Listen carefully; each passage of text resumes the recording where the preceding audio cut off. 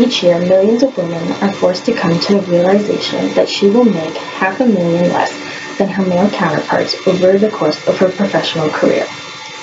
Despite the awareness that is often spread about the wage gap between gender, ethnicity, and race, nothing is being actively done to decrease the wage gap.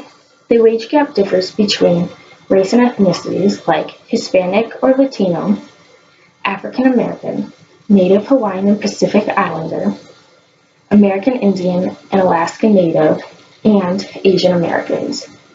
What causes the gap in pay to arise between different people of different demographics? Is it due to racism or sexism, or is it just simply a hoax? Despite lingering claims of racism and sexism being rooted deeply into today's society, the wage gap is due to different reasons. However, the wage gap is not simply a hoax fabricated by feminists who make absurd requests for pay and family benefits for unequal work.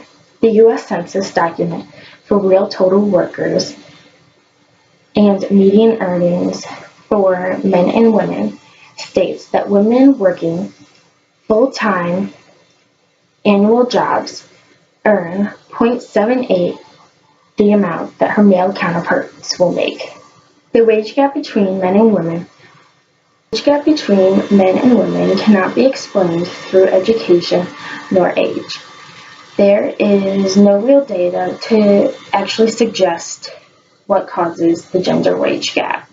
However, it has been suggested that the lack of women in lucrative, typically male-dominated fields has been negatively impacting the wage gap.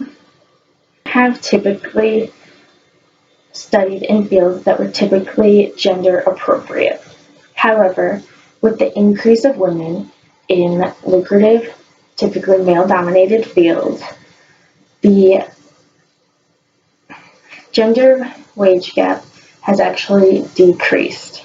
Women's median earnings is already dramatically impacted. Therefore, being a woman of color puts them at an even greater disadvantage. The statistical percentage of the disadvantage is determined by the race or ethnicity. There are many things that influence the wage gap between different ethnicities and races. The influence causing the wage gap is the level and quality of education received.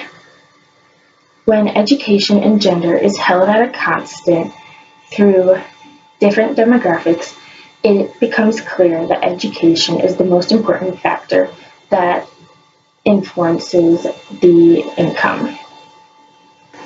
Education plays a major role in any person's success, as competition in today's society in the workforce is much fiercer due to the demands of advancing technology. It is important that people in society are in the reasons behind the problem to establish and to fix the root of the problem. Therefore, many families are not able to send their child to school due to high tuition. Therefore, it is everyone's responsibility to establish equal opportunities for everyone. Therefore, I find it most reasonable to increase the funding going to city schools, as city schools are typically the schools where children of low-income families are forced to attend due to high tuition and transportation costs to attend other schools. City schools are typically the last schools to receive funding. It is most important that education available to small children to set them up for more successful futures.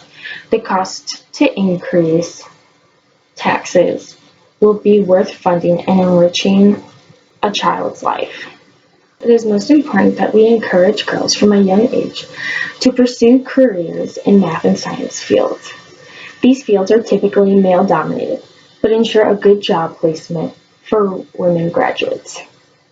However, girls are typically veered away from taking this path into math and science fields, as being intelligent is oftentimes not typically cool. Also, bullying may deter girls from pursuing fields that appeal to them, as their peers do not deem it as appropriate.